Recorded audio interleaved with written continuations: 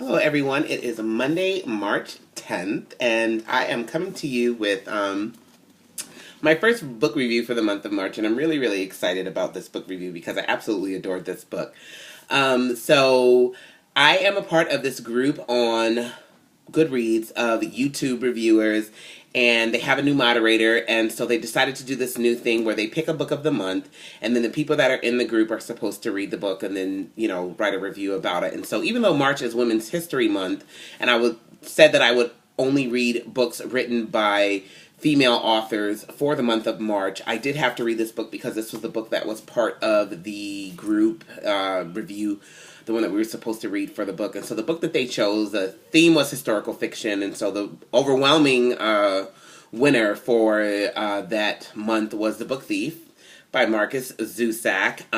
It is set in World War II era Germany, and it follows the story of Liesel. She's a young girl who is placed into foster care by her parents, and she moves into this small town, Munich, Germany, and she goes to live with an elderly couple. Their children are grown, and it just chronicles her life and what her experience is with the war.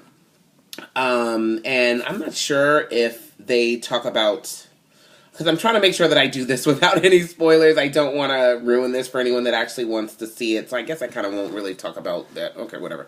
Anyway, so it just chronicles her experience in the war and the people that she meets in the new place that she goes to live.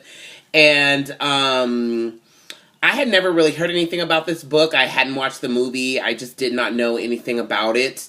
And so, but it sounded interesting, and like I said in my other video, I was going to get it from the library, and then I ended up buying it simply just because of the title, The Book Thief, because I could totally see myself stealing a book. And so I was like, I'm going to buy this book, and, I'll take a leap of good faith and buy it, and hopefully I like it. And I absolutely adored the book. It took a little getting used to for me in the beginning when I first read it. The narrative is very different from anything that I've ever read, honestly. It's very interesting because it's written in a first-person narrative, but a third-person narrative. And so it's very, very strange because the narrator is talking about the story, but he's not really in the story, and so, but he is, and so it's very, very peculiar, and so that took some getting used to. It's not like a regular book where it has chapters, and you read this chapter, and then you read this chapter, and you read the next. It has these parts, and then each part has these little segments that it's broken down into, and so it wasn't a regular book. It was definitely something like I've never read before. So it did take a little getting used to. And initially I was kind of like, I don't know about this. But I just stuck with it and got through it. And I absolutely adored the book. The characters were so lovable and so endearing. And I ended the book, honestly, literally weeping, sobbing. I had to go in my room and just close the door and just bury my face in my hands and sob, because it affected me so much. The characters were so lovable, and they were just the kind of characters that you really, really cared about, and they really made you... I feel like I will always think about those characters. I feel like they will be with me for the rest of my life, and my thoughts will travel to them, in moments of quiet solitude. I'll think about those characters. I feel like they will always kind of remain a part of me. And so I love books that create these characters that become real to you. And this book was definitely one of those characters. I loved Liesel, the main character, because of her tenacity and her grit, and just the horrors of having to deal with World War II at that time, and just the way that she chose to deal with it and get through it was just so endearing to me. She had a friend named Rudy, and he was honestly hands down my most favorite character in the book. And I think the reason why I liked Rudy so much is I just have an affinity for her, without sounding like a pedophile. I gotta have an affinity for little boys just because I have little boys. And especially nice little boys. I think we read so much about little boys that are mischievous. And I mean, I'm not saying that he wasn't a normal kid, but he really had a heart of gold. And even with all the things that were going on around him and the horrors of World War II and all the things that they had to experience, it just never hardened him. He still kind of kept that boyish, kind of mischievous snips and snails and puppy dog tails charm that really, really just got to me. And so I really, really loved Rudy. He was just such a good character. He really was. And he loved Liesel. And he was such a loyal friend. And I just loved his character so much.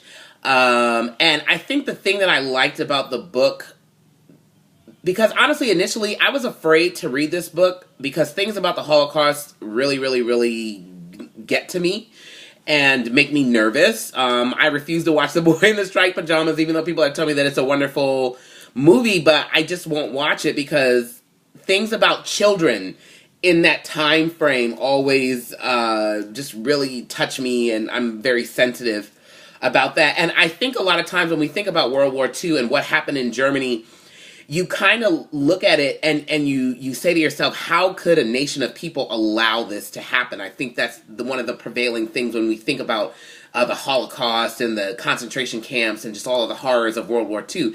And you say to yourself, how could these people just let this happen and just allow this to happen? I think that's one of my biggest questions is just nobody stood up and said, hey, folks, this isn't a good idea or this isn't right.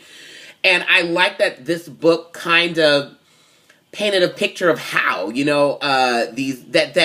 Germans, even though, I think we as Americans, we kind of have this mentality that they were just these awful monsters and that they all just wanted the Jews to die. And I like that this book kind of showed a different side of that it was like, no, there were real people with consciences that lived in Germany, and they didn't agree with Hitler, and they didn't agree with the things that they were doing, but they felt powerless to stop it. And you could almost kind of see yourself there and going, were I to live in Germany during that time, would I have been a voice? Would I have been strong enough to stand up and brave enough to stand and say, hey, this isn't right? Would I have hit a Jew, hit a Jewish person or, just all these things that these people did in the face of this just horrible cruelty? It caused you to kind of ask yourself, would I have been braver or more courageous than, my German counterparts if I grew up in that time?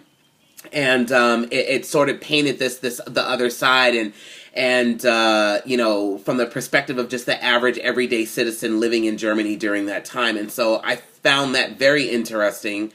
And it was just the descriptive parts of it, of the scenery, was unlike anything I had ever read. It really was so poignant and so moving and just so very different and tangible with the way that they described the scenery and the emotions and just so many different things. And it was just such an interesting book and something that I just never read. I've never read anything like this, honestly. It's an excellent, excellent book.